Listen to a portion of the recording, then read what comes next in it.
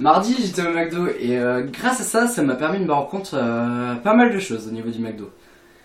Enfin, c'était on est donc mardi, des fois, enfin avec mes potes, on a fini à 11h et on reprenait à 2h, donc on s'est dit ouais tiens allez, on va se faire une petite bouffe au McDo, ça va nous faire du bien. Surtout qu'on avait la dalle franchement. Surtout, enfin fallait quand même descendre, mais on s'en bat les couilles. Donc pour la première chose que j'ai remarqué, tout d'abord en semaine d'habitude il y a presque pas de monde. Je me rappelle d'habitude il y a 10-15 personnes. Et là franchement c'était juste incroyable. Donc on était, on y allait, donc on était à l'entrée. Et de 10-15 personnes, on passe, il y avait plus d'une cinquantaine de personnes. Mais franchement une cinquantaine, vous vous rendez compte? 50 personnes dans le McDo. Et enfin donc on rentre tout ça et on voit les 50 personnes, enfin au moins, on se dit non mais c'est pas possible quoi, il y avait plus de place de lit, mais aucune. Enfin si, il restait de place, mais je pense que vous avez compris, ils étaient dehors. Et on n'avait pas vraiment envie de manger dehors, surtout qu'il pleuvait.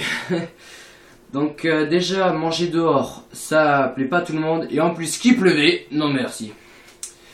Donc de toute façon, on aurait pas mangé dehors, parce que même s'il aura fait beau, tout d'abord, il fait froid, et les gens ils disent qu'il y a le réchauffement climatique. Moi j'y crois pas vraiment, hein, parce que l'année dernière, en avril, 17 degrés, cette année, avril, 9 degrés. What the fuck? Et ils disent qu'il y a le réchauffement climatique, non. Désolé, moi je trouve pas. Donc on était là et finalement, enfin on a dû attendre 3 quarts d'heure, ouais, que une seule table parte. Le pire c'est qu'on était que 3 personnes, moi et deux autres potes. Donc je peux vous dire que pendant ce temps-là on s'est bien fait chier. Après la deuxième chose que j'ai remarqué, c'est ceux qui travaillent à la caisse. Mais ces mecs-là, on dirait que soit c'est les plus feignants du monde, soit qu'ils ont un problème psychologique. Parce que donc avec mes potes, on était venu commander 3 Big Mac. Donc on commande, on dit, enfin j'étais en train de dire bonjour 3 Big Mac s'il vous plaît. Parce que déjà si vous dites pas s'il vous plaît, c'est mort. Souvent parce que l'habitude au niveau des serveurs, tu dis pas s'il vous plaît, c'est comme s'il voudrait pas te prendre ta commande. Ou souvent, enfin les trucs, il va vous mettre au moins 10-15 minutes de retard. Donc surtout n'oubliez pas le s'il vous plaît, sinon vous allez vous mettre en retard. Donc je commande les 3 Big Mac. Et la meuf à la caisse, c'était juste incroyable. Elle était comme ça.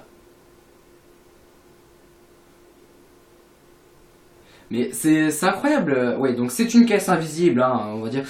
Enfin, vous avez compris. J'ai l'air d'un con, mais c'est pas grave. Donc, excusez-moi. Donc il y avait la caisse, mais le pire, c'est 3 Big Mac de suite. Donc c'est 3 fois le même endroit. Et la meuf, elle tape une fois et elle recherche dans la liste. Et c'est juste après, 30 secondes après, qu'elle retape. À croire qu'elle se fout de votre gueule, sérieux. Et à la fin des 3 Big Mac, elle vous dit la phrase culte: sur place ou à emporter. Et c'est là que vous vous rendez compte, à ce moment-là, des fois vous savez plus quoi dire. Même si juste avant vous savez que c'est sur place ou emporter, c'est le vide total dans votre cerveau. Et le pire c'est que c'est vrai. Donc, nous on a dit, malgré au moins... Pardon, excusez-moi. Malgré au moins 15 secondes d'attente, j'ai quand même dit à emporter. Sur place. Oh là là, je me rends compte. Excusez-moi. Et la troisième chose que j'ai remarqué, il s'agit de l'invention la plus débile et la plus pourrite au McDo. Donc j'imagine que vous l'avez compris. Il s'agit de la machine à paille. La machine, donc je sais pas si vous voyez, c'est le petit truc qui est à la base rectangulaire et tout rouge. Et c'est le truc, quand vous appuyez, vous avez une petite paille qui descend. Mais ce truc là, c'est juste le plus con du monde. Parce que tout simplement, dès que vous commandez votre boisson, donc un coca ici, tout ce que vous voulez, c'est dans des grands gobelets avec un support exprès pour mettre la paille. Sauf que la paille, les 3 quarts du temps, elle est dans votre plateau. Donc je vois pas l'utilité d'aller en rechercher une, même si il y a un trou. Enfin normalement vous mettez juste votre doigt et puis c'est bon. Et ça m'a étonné. Déjà, il y avait au moins, je dis bien, au moins 5 personnes qui se sont levées pour aller chercher des pailles. Mais ce truc là con, alors que tout simplement vous avez juste à enlever le couvercle et à le boire tout simplement. Donc voilà, sur ce, j'espère que mon premier podcast vous aura plu, parce que franchement moi ça m'a fait super plaisir de vous le faire. J'ai quand même bien rigolé. Et j'espère que vous avez rigolé en même temps que moi. Donc on se retrouve directement pour la suite de la vidéo. Non, parce que c'était juste une intro, parce que je pense que je vais en faire pas mal des podcasts en intro de mes vidéos, même si elles vous plairont pas. Enfin, j'espère quand même qu'elles vous ont plu, ce serait la moindre des choses. Allez, on va se retrouver tout de suite sur vidéo test de l'AK-47 sur Modern Warfare 3. Allez, salut à tous et à tout de suite.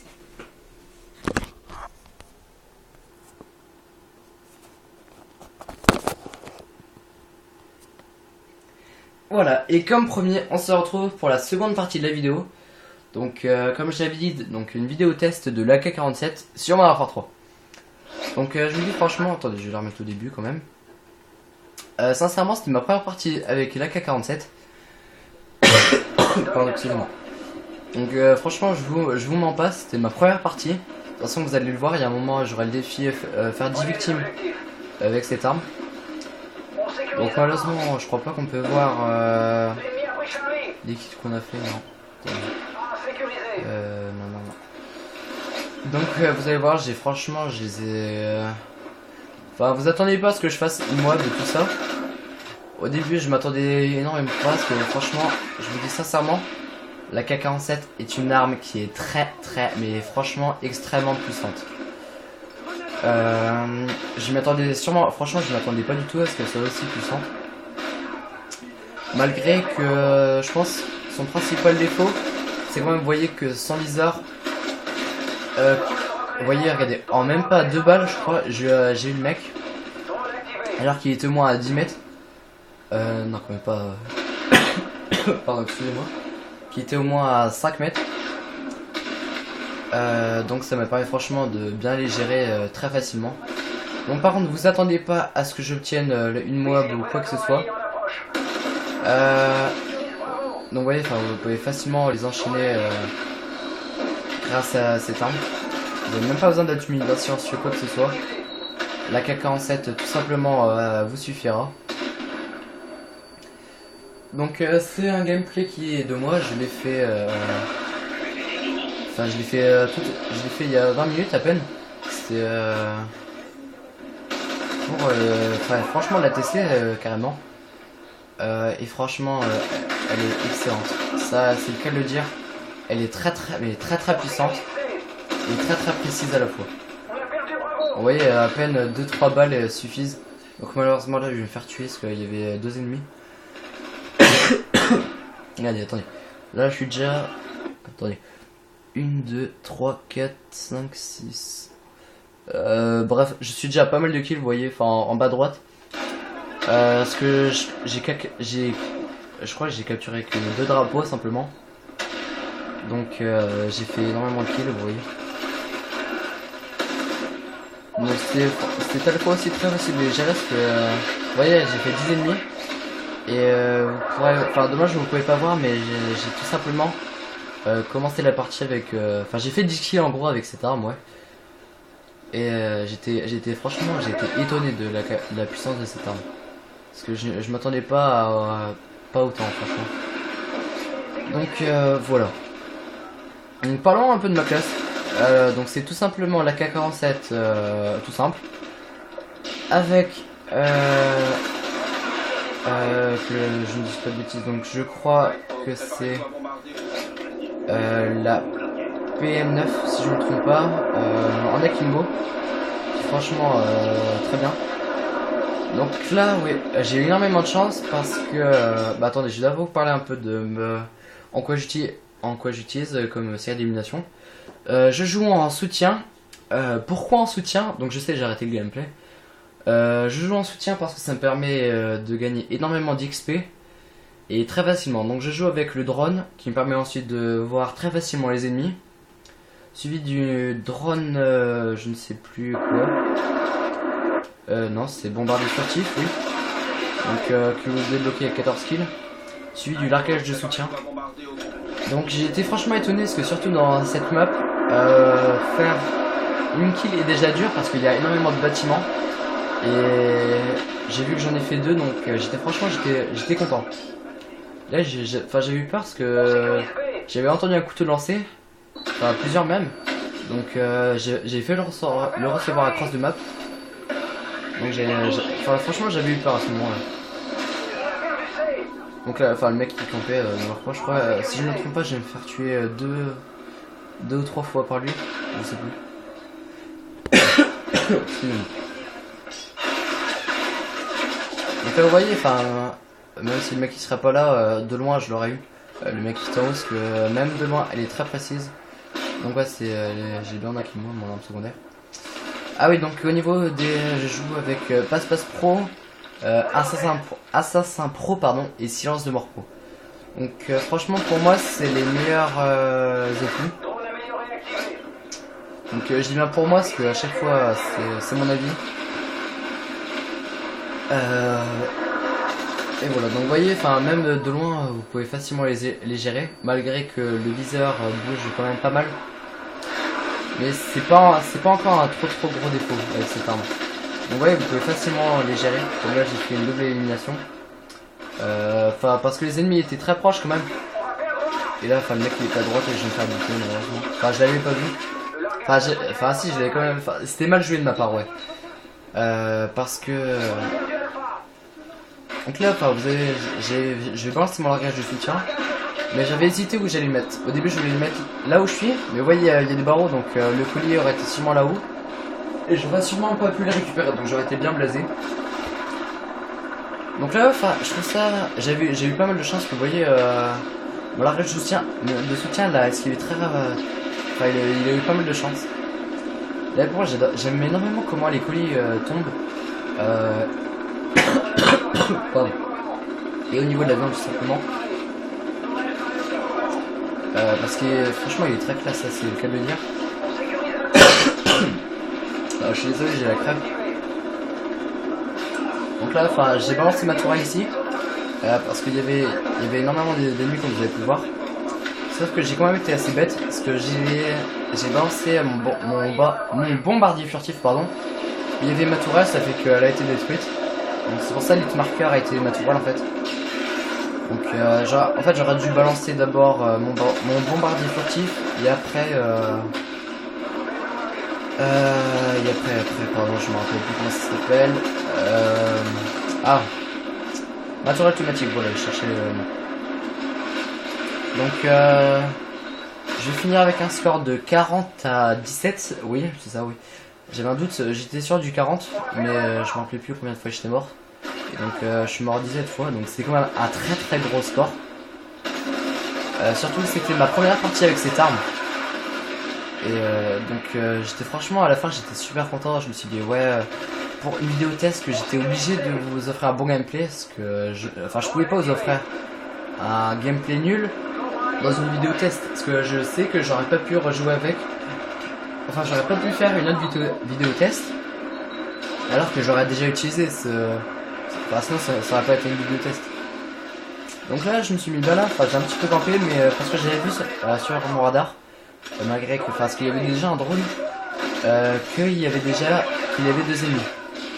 Donc c'est pour ça j'en ai profité. Donc vous voyez même au corps à corps elle est très puissante. Là vous voyez il va y avoir un ennemi au loin. Et je vais quand même pouvoir le gérer, mais là je vais me faire buter. Donc pareil malheureusement une PP90 manque, qui est une arme surcheatée, c'est le cas de le dire. Enfin j'avoue, j'ai déjà joué avec en affecté bien sûr. Parce que franchement je joue pas sinon avec. Et elle est surcheatée, c'est le cas de le dire.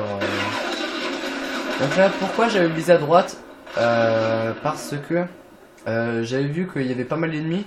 Et je pensais qu'il y en allait qui allait se planquer à cet endroit là. Donc là je sais pas si vous avez remarqué également, j'avais fait une double élimination. Parce que j'avais vu qu'il y avait un ou deux mecs qui étaient sur le balcon. Donc j'avais lancé ma grenade. J'ai eu pas mal de chance comme d'habitude. J'en ai tué un et après j'ai terminé l'autre.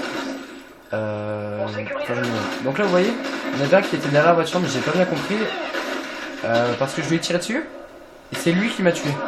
Alors que c'était, moi j'avais une meilleure vue sur lui, malgré qu'il était derrière une voiture que moi derrière le truc. Donc j'ai pas vraiment compris. Mais c'était pas trop grave. Donc vous voyez, à peine quelques balles suffisent Pardon, quelques balles suffisent très rapidement. Donc là j'avais pas bien compris, regarde, je vais vous le remettre. Et vous voyez, il y a une grenade qui arrive qui est pratiquement juste à côté. Regardez, elle est juste là. Et je ne meurs même pas. Allez, on va la remettre encore une fois. Grenade qui arrive. Allez, oh putain, ouais. Elle est carrément là. Et je ne meurs même pas, vous vous rendez compte? Je ne sais pas ce qui s'est passé. J'ai eu une chance de cocu. Pour ne pas dire plus. Donc là, j'avais vu sur mon radar qu'il y avait des ennemis qui arrivaient. Donc c'est pour ça que je m'étais planqué derrière le truc. Et ouais, cette plateforme est très pratique. Donc là, ouais, une petite série de coups de cut qui j'ai pas bien compris. Mais heureusement pour moi, je suis quand même sorti vainqueur. J'avoue, avec pas mal de chance quand même. Vous voyez, enfin le gameplay va bientôt se terminer, on gagne 162 à 137.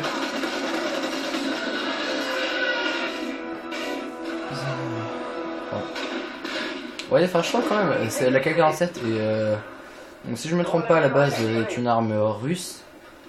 Enfin j'ai pas envie de dire de conneries donc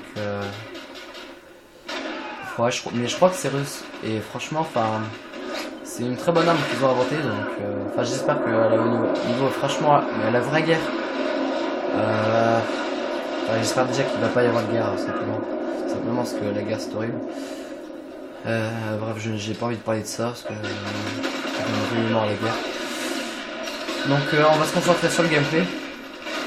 Vous voyez, enfin, j'ai donc là une triple très rapidement. Et donc à la fin je vais obtenir encore mon truc de largage, je ne me rappelle plus comment il s'appelle. Donc là je vais faire 2 kills. J'aurais pu en faire 3 mais le mec il avait le truc, les vestes balistiques, voilà chercher. Donc enfin il était assez loin en même temps, donc s'il aurait pas eu la veste, je l'aurais eu. Donc voilà, je vais avoir mon largage de soutien que je vais mettre pour au moins avoir les points. Et là je vais ramasser voilà une M4 silencieux. Et j'ai essayé de les avoir mais je crois pas, non je sais pas ouais. Et là je vais faire la kill finale si je me trompe pas, voilà, ici. Et voilà. Donc j'ai fait la kill finale malgré que j'ai quand même fait avoir par un coup de cut, donc j'ai pas compris. Vous voyez, il y a un coup de cut final et c'est quand même j'ai été dans la kill cam. Donc j'étais assez content, vous voyez, regardez. Donc duet for Alex, elle s'en il fait la kill cam finale. Donc on headshot. Donc voilà, alors j'espère sincèrement, donc j'ai fini avec du 40 à 17, ce qui est pour moi un très gros score. Parce que vous voyez, j'ai fini premier, enfin quand même on les a bien dominés. Parce que vous voyez, le premier de l'équipe faisait du 21 à 19 avec seulement 1790 points. Donc voilà, et j'étais quand même assez loin du deuxième parce qu'il faisait du 32-7. Donc au début je pensais qu'il allait faire la Moab. Parce que il était dans les 20 à 0 et quelques. Donc enfin il avait quand même, je pense qu'il aurait pas eu parce qu'il y avait il avait son mitrailleur hélico, un truc comme ça.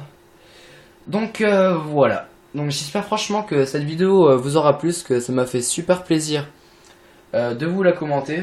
Donc une très bonne vidéo test de la K-47. Tiens, je vais vous repasser quelques finales. Donc voilà, alors sur ce je vous dis salut à tous et à très bientôt pour une nouvelle vidéo. Et en espérant également que le podcast au début de vidéo vous aura plu. Allez, salut, ciao ciao.